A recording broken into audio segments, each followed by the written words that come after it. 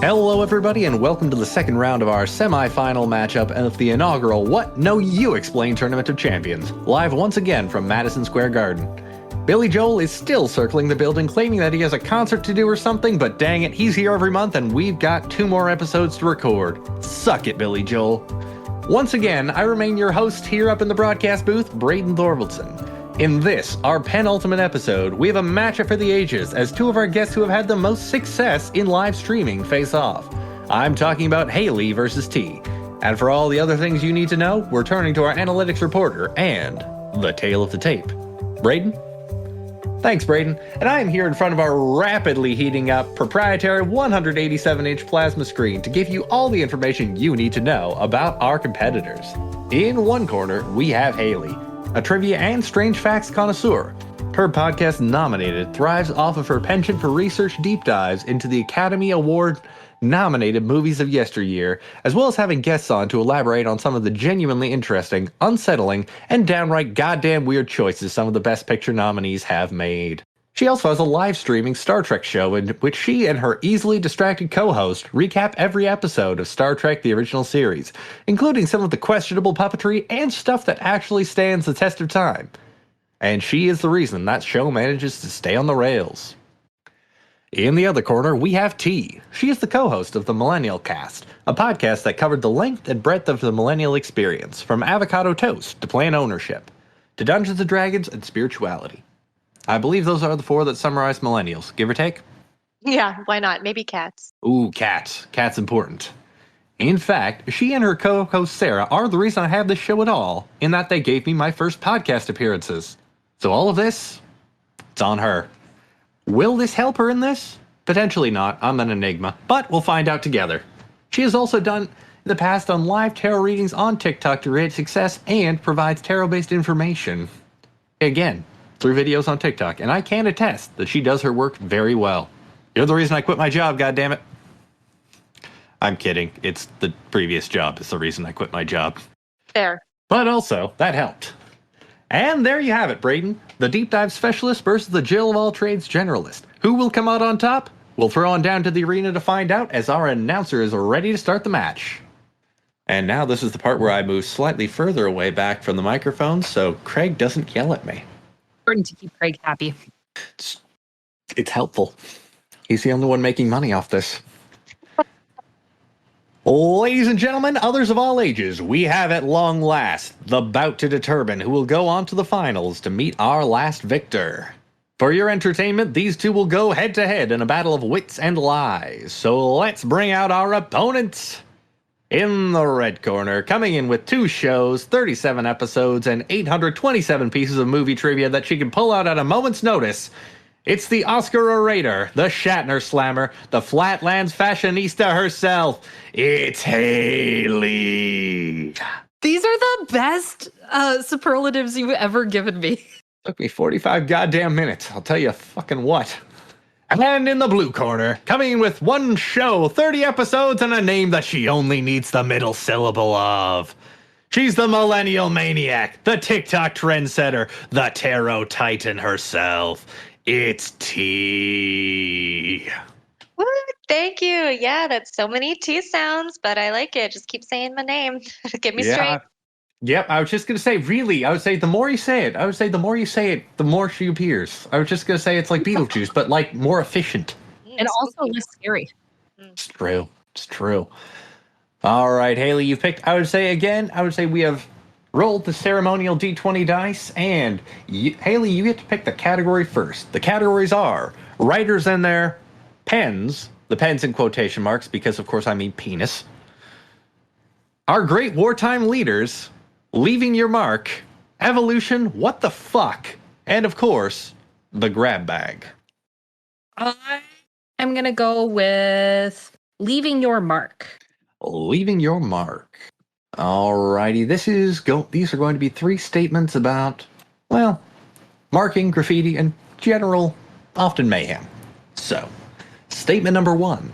When the Romans retreated from what would now be known as Great Britain in 410 AD, they left behind a significant amount of statuary and infrastructure, much of which the victorious Britons and Saxons availed themselves to, or often destroyed. with one major exception. The genitals of statuary depicting Dionysus, the god of wine and revelry, were often carefully removed from said statuary, where they were considered to bestow upon the bearer preternatural, shall we say, stamina when it came to lovemaking. This is said to have been the reason for so much Roman-era statuary being found in Saxon fortresses or villages, despite the Romans not having a significant presence in that area. Number 2. Throughout history, bread stamps were mandatory for bakers to use. A bread stamp was a signature for each baker that was burned into a cooked loaf of bread to avoid bread fraud. As the government supplied the wheat and flour, but some bakers tried to use sawdust and other similar ingredients in the bread to try and make the wheat last longer and make more money from one delivery at the same time. The bread stamps were baker specific, so the government would be able to track down where any tainted bread came from. Bread on bread crime is a very underreported, Thank you, that's all I needed. Number 3. It is rare that there is a tomb or structure from ancient Egypt that is undefiled by modern civilization in some way. While again, you would think this would be a more modern problem, as it turns out, over 2,000 years ago, tourists came from all over the Mediterranean, and local guides would give them chisels and sharp tools to carve their names and sayings into the tombs, as a massive money-making scheme. As a result, there are Greek and Roman carvings on top of Egyptian hieroglyphics basically saying, "Jesus was here," or "This tomb was awesome," or something like that. So, Haley, you got to pick the category T. Which one do you think is the lie? Saxon statue penis theft, bread fraud, or Greeks and Romans basically graffitiing Egyptian tombs? 2,000-year-old vandalism is the lie. 2,000-year-old vandalism is the lie. We're going to get some explanation, but first, let's see what your opponent has to say. Can I ask a clarifying question about the bread stamps? Sure. What year and what country was this in? Many years and actually quite a few different countries. Thank you. I wasn't sure if I missed. No. I was going to say I was vague because it happened a lot.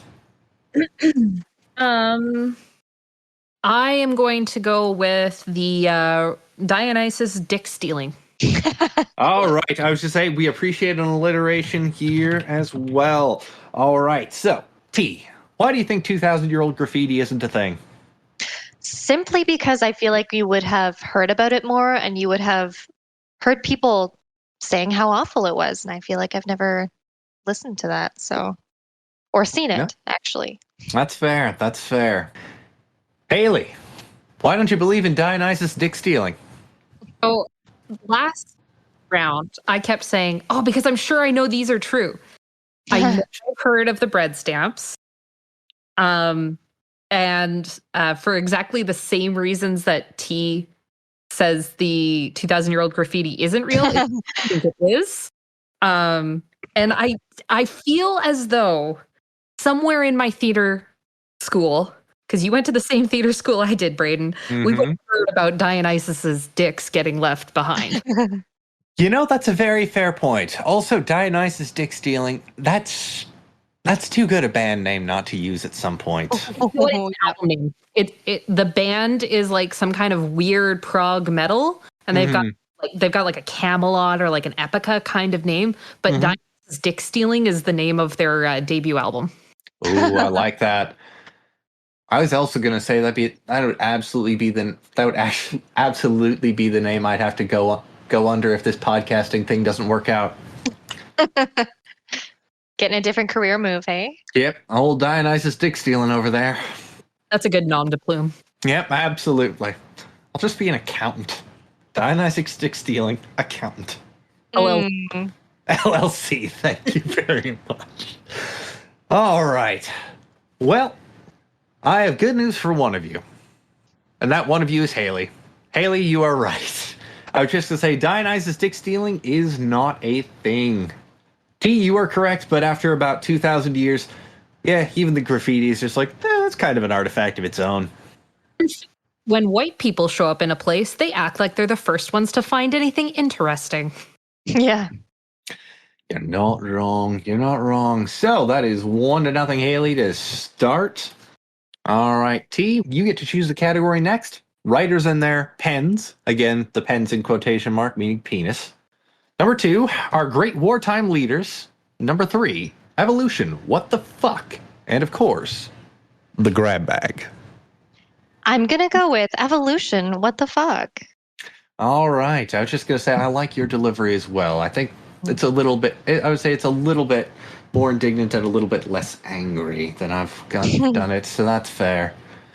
But then again, I've seen the statements, so you might get angrier about this too. So Let's hope so. let's find out. All right. Statement 1. There's no real way around it. Lobsters are kind of the grossest animals that you'll ever pay a large amount to eat in a restaurant. Basically known as the cockroach of the sea due to their hard shells and ability to survive anything short of a pot of boiling salted water. Lobsters have an additional interesting evolutionary trait. They pee from their faces. They have small nozzles on either sides of their faces underneath the eyes, and their bladder is right underneath their brain. Naturally, this means that a significant portion of their urine is very rich in pheromones. Since lobsters lack a set of vocal cords, they spray their pheromone pee at each other for 2 different reasons, each starting with an F. Fighting and, let's say, making love. Thank God that... Yeah, sure. Fucking. There you go. It's not explicit if the guest says it. Thank God that evolutionary trait never made it to humans, otherwise political life would be different. Oi, piss face. Oh, it's even funnier because Sarah's watching C-SPAN right now, and I would say just by and large, parliamentary debate would be very different if speech wasn't an option. Only peeing. Only piss face. Only piss face. There is no speech. There's only piss face. It's a terrible superhero name. Yeah. But we support you if you want to Yep. do it. Piss Yep. face, the drummer in the band that released Dionysus Dick-stealing. Yep, that's absolute. Oh God, I was gonna say bassist, but no, that's a drummer name. That's a drummer name. Oh God, I have 2 other statements. Number 2, anglerfish are one of the exact definitions of the odd couple. The female anglerfish is up to 60 times larger and 500,000 times heavier than the male anglerfish. So by and large, that makes any, quote, traditional options of creating offspring a little bit dicey. So, how does that really ever happen? The male anglerfish basically becomes an ancillary organ to the female. He bites onto the chosen female, and over time fuses his body with hers so he can steal her nutrients by sucking out her blood. Since he's getting pretty much everything he needs, he lets himself go. Literally. The male's eyes, fins, and some major organs begin to deteriorate, and he basically only needs to provide productive cells when the time is right. So, to anyone who's listening, if you feel your partner is letting themselves go, know it could be so much worse. And number 3. The North American moose are an animal that locals know to stay right the fuck away from, but tourists still think are harmless because they eat plants, not animals. Can confirm. Yep. Which male moose is the most terrifying? And it has to do with antlers. Controversially, it's not the moose with the biggest antlers that's considered the alpha, it's the one that has the most broken off tines that is considered the most intimidating moose. Because that is the moose that is faced off against other moose and won. Often, a posturing battle has been broken off once both prospective combatants have taken a look at the other's antlers, and the moose with the most intact antlers often ends up retreating, especially during mating season. So, T, you get to pick the category. Haley, you get to choose. I would say you get to choose the answer first. What is the lie? Lobsters peeing from their faces. Yeah, I would say male anglerfish is just getting straight up absorbed into the female, or moose basically having a pecking order due to which one has the most busted up antlers. Is I'm not good with biology. I'm gonna go with the anglerfish is the lie. All right, the anglerfish is the lie. T, what are we thinking? The moose is the lie. The moose is the lie. I would just say done very quickly and very confidently. Ailey, why do you think the horrific thing I described regarding anglerfish is the lie? I got no fucking clue, but I know there's a reason I haven't eaten lobster in like 10 years. Yeah, that's fair. That's fair. I understand why people like it. I don't like lobster and I don't like crab. It's too much work for not enough tasty. Just give me a steak. Yep. And in all honesty, you dunk anything in butter, it's going to be amazing. Anything in butter is going to be amazing. Dunk me in butter. There you go. Not until I'm dunked in butter. Delicious. Fair. All right, T. Why do you think that the busted up antlers doesn't make for a more terrifying moose? I just need the lobster peeing from the face to be real. Let's be frank there. That is so weird. So the moose, I don't really have a great answer for this one, but when they all shed at the end of the season, or I'm assuming that moose do also, then who's the most fierce? How do you tell, right? So I feel like there would be a easier way to describe a pecking order than just looking at the antlers. No, that's fair. Oh. So you're not thinking the moose has like it's like a sort of like a draft season, or it's like, somebody's had a bad antler season, so they could just sort of, maybe next year they'll get some better antlers. Year wasn't all that good, kid, but you know what? The sophomore is really where you're going to come out. All right. So the real answer is, again, good news for one of you, and this time it's T. You are correct. I was just gonna say your moose-based knowledge is correct, and Haley, I would say, but good news for the both of you. Yeah, lobsters pee from their eyes, man. No, thank you. Maybe I will join her on that boat of not eating lobster. Yeah, no, don't. We're not on a boat because we don't eat lobster. Yeah, that's true. We are on a boat because we're catching anglerfish. We just got to go real deep down. Yep. Get yourself some 10 kilometers of fishing line and a book, because that'll take a while to unspool. And a book. Takes a while for that stuff to sink down to the bottom. All right, so we are tied at 1-1. This is turning out to be a game. All right, so Haley, we've got writers and their pens, as previously mentioned. By pens, I mean penis. Number 2, our great wartime leaders, and of course, the grab bag. I think I'm going to go with the grab bag. You're going to go with the grab bag. Fair enough. The delivery's everything on that one, I won't lie to you. Yeah, it has to. It's the only constant. I have to emphasize the delivery. All right, statement number 1. The reason that ghosts say boo is because it is a Latin verb meaning to alarm. So by yelling boo, they're literally saying, I alarm, or I am alarming. In its original Latin, boo is meant to cry aloud, bellow, roar, or bray. So in a less direct translation, it's literally a spirit yelling, I am yelling at you. Which makes a lot of ghost-based things just a lot funnier. For me, anyways. Statement number 2. Believe it or not, you are able to burp once in space. As you are launched on a rocket into space, the increased gravitational force acts on your body, including your organs and whatever is in them. As a result, all the solids and liquids in your body slam downwards, freeing up all the gas in your stomach to flow upwards through your digestive system and out of your mouth in an explosive belch. After you're in space, in the absence of gravity, the gas cannot separate from the liquids and solids, so burping essentially turns back into puking. Number 3. Vladimir Zelensky, before he became the president of the Ukraine, was the star of a political satire show called Servant of the People, playing the president of the Ukraine. The show's last episode aired on March 28, 2019. 3 days after that, Zelensky received 30% of the popular vote in the first round of the Ukrainian election, almost double that of the president at the time, Petro Poroshenko, who placed second. In the second round of voting, Zelensky won by a landslide with 73% of the popular vote.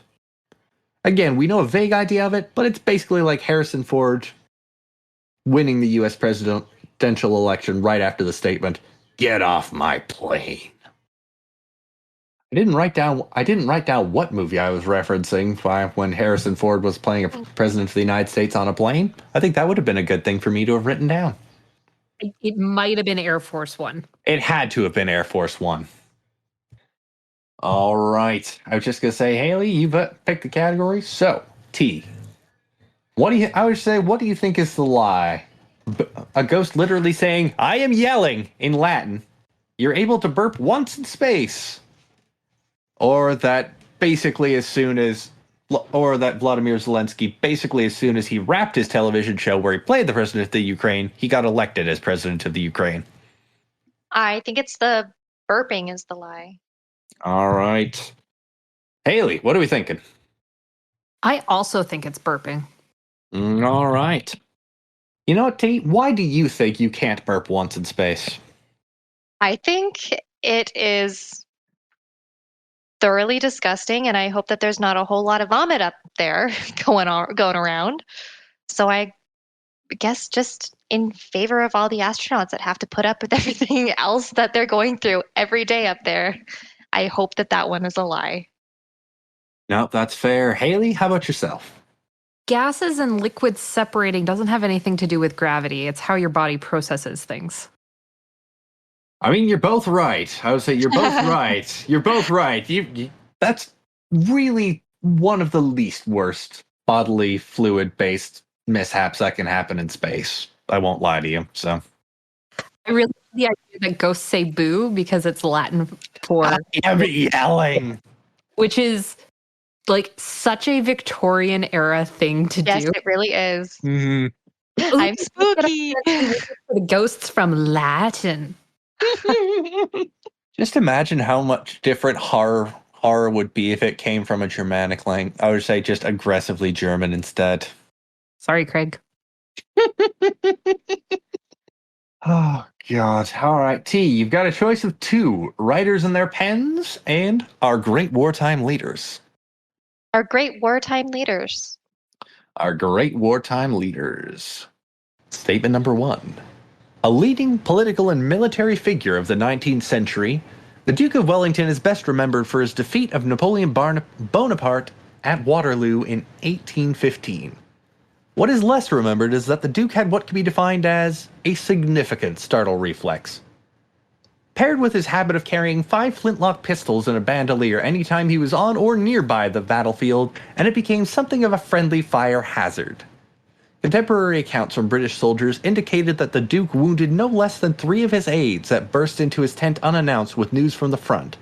And towards the end of the Waterloo campaign, soldiers ended up drawing lots to see who had to update the Duke on proceedings when there was news to deliver.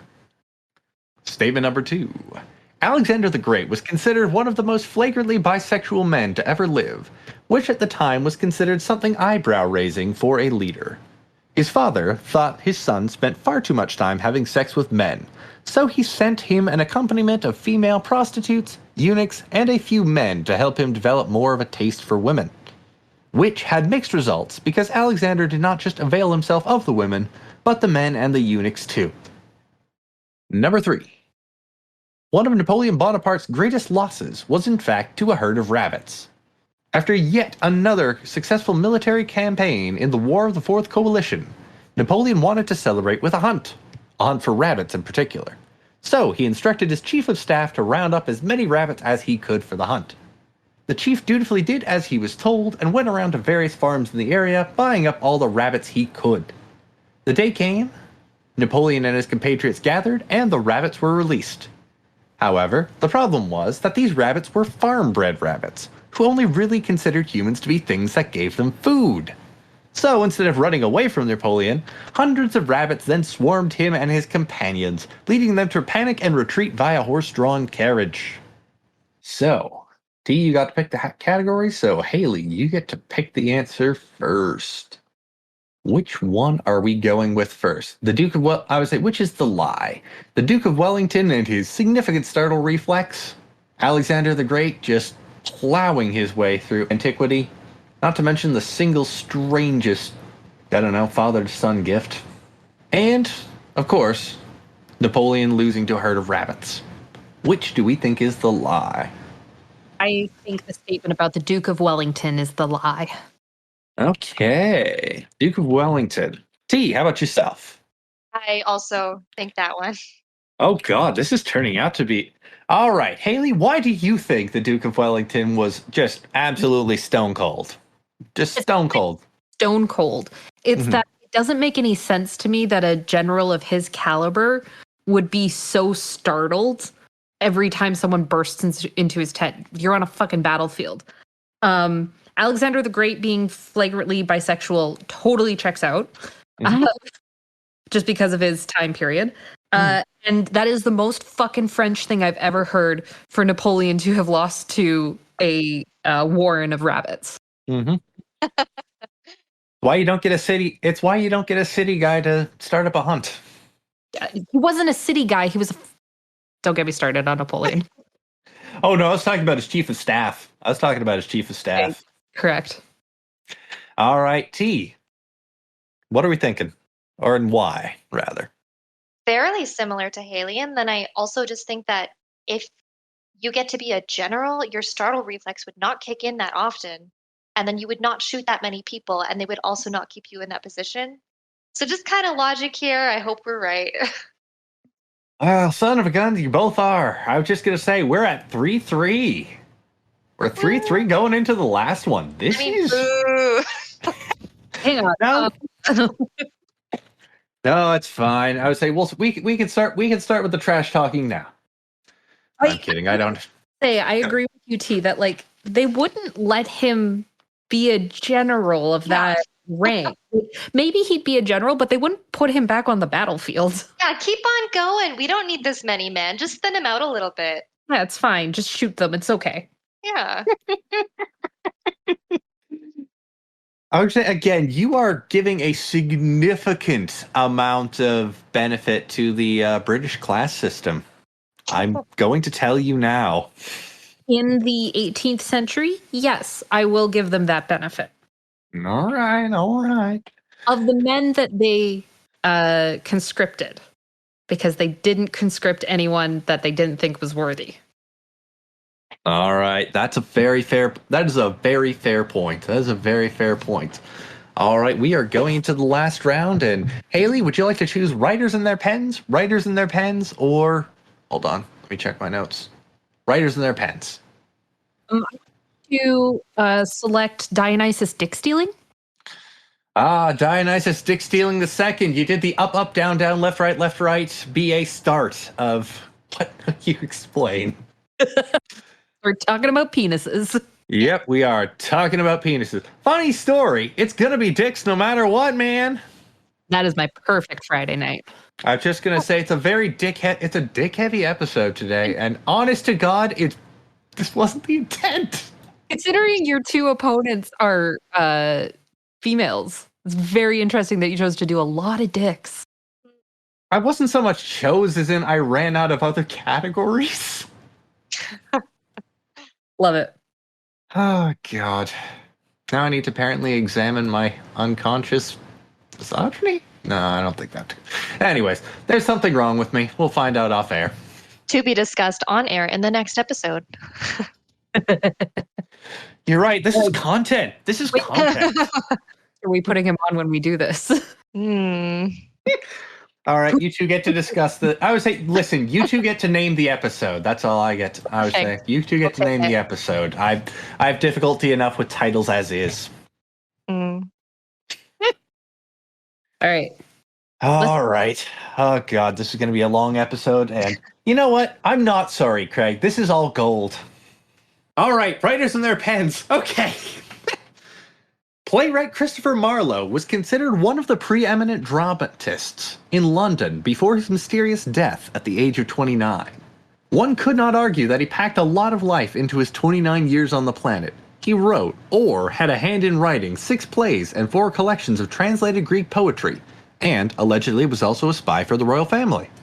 Allegedly still, he used his actors troupe, the Lord's Men, as distractions at court to obtain information from members of court, either through subterfuge or more romantic ways. Marlowe was also one of the rare people in life who at the time was simultaneously rumored to be both a womanizer, an atheist, a Catholic, and a homosexual. So, at the very least, his alleged dance card was very full. Number 2.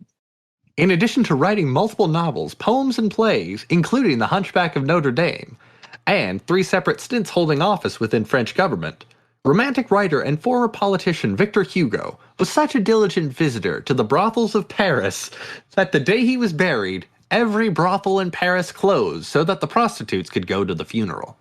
One could say that while he was writing The Hunchback of Notre Dame, he was enjoying a hump of a different sort. Thank you, that's all I needed. Well, yes, I did include that basically just for that last line. It was like, that is the one where I just Command save, close the laptop. I'm done for the day. Yeah, this is gold, baby. Magnum Gold. Sorry. The name of the release is Dionysus Dick-stealing. His face is the drummer for Magnum Gold and their debut album, Dionysus Dick-stealing. Oh, God. Now I need to make this band. Yeah. All right, statement number 3. American writer F. Scott Fitzgerald's wife, Zelda, told him that the way he was built, he would never be able to please a woman sexually. This, understandably, depressed the daylights out of Fitzgerald, so he naturally went out drinking. One of his closest friends at the time, Ernest Hemingway, asked what exactly was wrong, as even for the notorious alcoholic Fitzgerald, he was drinking hard. Fitzgerald confessed about his wife belittling him, so to speak, and Hemingway, seeing that his friend was in distress, did what any good friend would do. He told Fitzgerald to go to the bathroom with him and whip out his penis. After an examination, Hemingway confirmed that Fitzgerald's penis was of average size and, quote, that he had nothing to worry about. No. Again, totally cool, totally chill stuff. So we are going with T. I was just going to say, for all the marbles. By that, I mean, maybe there's going to be a tie. We don't know. Is it going to be Christopher Marlowe actually, by and large, using an entire theater company as a distraction so he can bang out information out of various people? Is it Victor Hugo using so many brothels that the entirety of every brothel in Paris closed so that they could all go to his funeral? Or did Hemingway tell F. Scott Fitzgerald to whip out his penis and confirm that, you're doing all right, bud? It's the F. Scott Fitzgerald is the lie. All right. Haley, how about you? I think the Kit Marlowe story is the lie. All right, T, what makes you think that Ernest Hemingway wasn't just going to absolutely reassure his good buddy that, your dick's fine, man? To be fair, I kind of think that he would, but also why would we have heard of this story? Would F. Scott Fitzgerald have just told people, oh, Hemingway might have? Maybe I made a poor choice here, actually. Let's hear from Haley.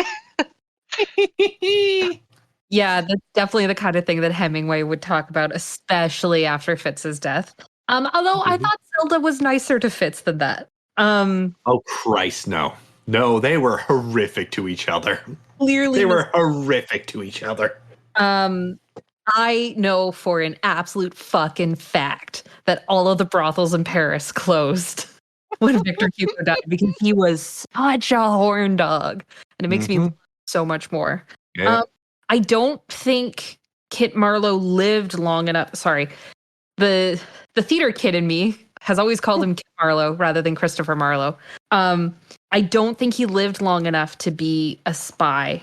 Partly because I also don't think he was as popular as Shakespeare. And I know that Shakespeare, or at least his company, was approached to be spies a couple times. That is interesting, because actually that was sort of a thing that Marlowe was. Like, that was straight up a thing that, that's why people thought he died the way he was. However, again, I have good news for one of you. And that good news is for Haley. T, again, Hemingway's a gossip, man. Hemingway is an enormous fucking gossip. Especially if it's about someone else's dick. Yep. Oh, God, yes. True. It's okay. and Byron lived at the same time. Could you imagine that literary universe? Mm. Oh, just so many sexually transmitted diseases. Oh my Just God. so many. Oh God. It would just be assumed that everyone had one. It would just be like, oh, you only have one. That's fine. That's totally fine. That'd be super venereal diseases as a result of Lord Byron and weightlifting. Anyways, I digress. Long story short, we may be sexually better off for that not having happened. Yeah. Yeah, definitely. Oh, God. I was just going to say, so Haley, you pulled it off at the very end. You are going on to the final. For the hell of it, and also because I am enjoying the shit out of this, do you want to do a couple tiebreakers? Yeah. And I will say, Gates is going to be both very angry and very happy for me. Yep. All right, so for the tiebreaker round, i.e. basically for the bonus content, how many escalators are there in the state of Wyoming in the United States? 287. All right, 287 said with confidence. Haley? The whole state of Wyoming. The whole state of Wyoming. 1,500. Yeah, it's probably way more than I said. Either like stupid low or stupid high. It's something to be in this, right? I would say it's closest in there. And Haley, it's a real good thing you answered right in that fifth one, because there are 2. What? Yep. There's a lot of space in Wyoming, man. They build out, they don't build up. That No. There are 2. the whole state. That's There not are legal. 2. It's not legal. Oh, they've got plenty of elevators, just not escalators. What? Yeah. I genuinely do not understand this.